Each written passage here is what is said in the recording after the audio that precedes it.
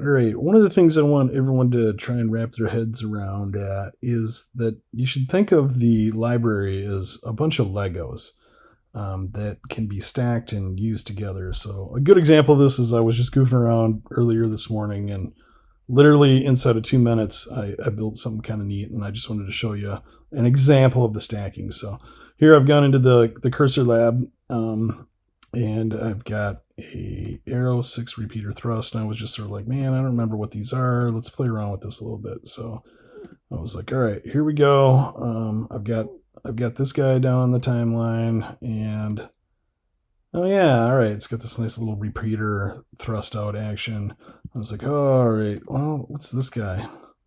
Well, this is a sort of a compound effect. It's the same thing, only it's got a burst associated with it. And as I was playing back and forth, I was like, hey, staggered, these look pretty good. So let's see, let's get in here about, I don't know, let's see about right about there. And just take a look at this. And already that starts to look pretty cool, right? And I was like, oh, you know what? What would be great in here is this is begging for like an icon or a how about a title? So let's go into our kit here and look for a title that would be nice on this. And I need some room down here. I need a track. So let's insert a track below. And I think this little simple slide in reveal is going to be the ticket here. So drop it right in the middle. Well, let me change my project to be 1080p. And make that bigger so we got something to look at. All right, so let's see. I've got my thrusts going on, and then you see the title coming in. And hey, completely optional, but I'm crazy. I don't like the way that this is coming in from over here. So this is the one area where I'm stepping outside of the stackable, but I'm just gonna go ahead and a quick hack of getting a new track is just to duplicate something else, and I'm gonna make this guy into a shape. Let's tab over to our shapes, and I actually want a circle. So boom, I'm gonna drop that, replace it, and now I've got this big circle. I'm gonna make it the same length. Again, this is the completely optional sort of pro version here, but I'm just gonna show you how easy it is to quickly make something nice. So I'm going to use this circle as a mat for that text and just sort of clip it off. So let's go grab a media mat and drag it onto that shape. And you can see now the text isn't hanging over. It only appears as it comes into the circle there. Boom. And just like that, I've got this pretty nice thing. You know what? A little additional decoration. Let's just fade this guy out as he's leaving. And now, for the next bonus, let's group all these up. So now you see I've got this group here.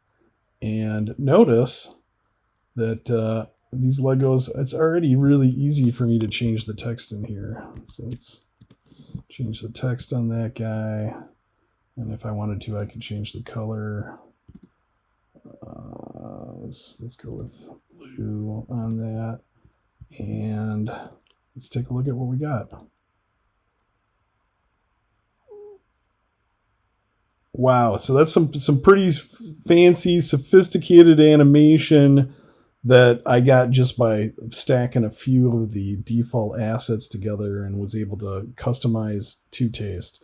Just a teeny little bit of cleanup here. I'm going to delete the extraneous here. I'm going to add a fade at the beginning and end of this thing, and we'll watch it one more time.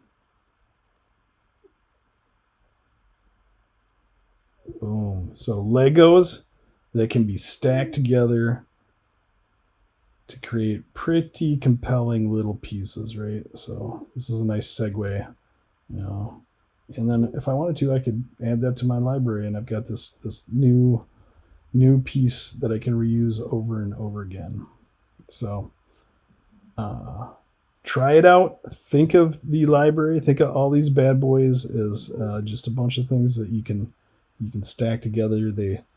the system was designed fairly well to be very stackable. And I'll show you one more thing that's just a little hint of this. So inside of the cursor animations, let's just go into arrow double click, and we'll go into Mac this time. And right at the top, the first one here is just, it's a plain Jane animation. It's nothing fancy. You could do this in Camtasia if you wanted, but kind of the point of these is it's done for you. You don't have to do anything, and they're the nice big beautiful vectors set up. So the nice thing about all of these click ones, all the ones in the cursor animations, is I added this little marker on here that shows you where the click starts, and it's super simple for me to navigate to that. So I'm right there, and now I can decorate this with a burst. So I'm going to go into my emphasis effects, one or more bursts if I wanted to, but let's go in and let's just say, like, hey, let's get this. I'll take the customizable one. It's actually a group QPA that can be used. I'm going to tuck it underneath because I want it underneath that animation there. And now the burst, let's get back to my mark there. The burst doesn't have any nice markings. Maybe if I had thought of that, I would have done it right, but that seems about right. It's lined up with that click. Maybe it's a little too fast. So again, the click starts right here, and we probably don't want it to go until I've maybe on that. Well, this is a double click, so it's a little bit harder for the timing. But and again, customizable. Boom. Let's go in, make that yellow. Look at that.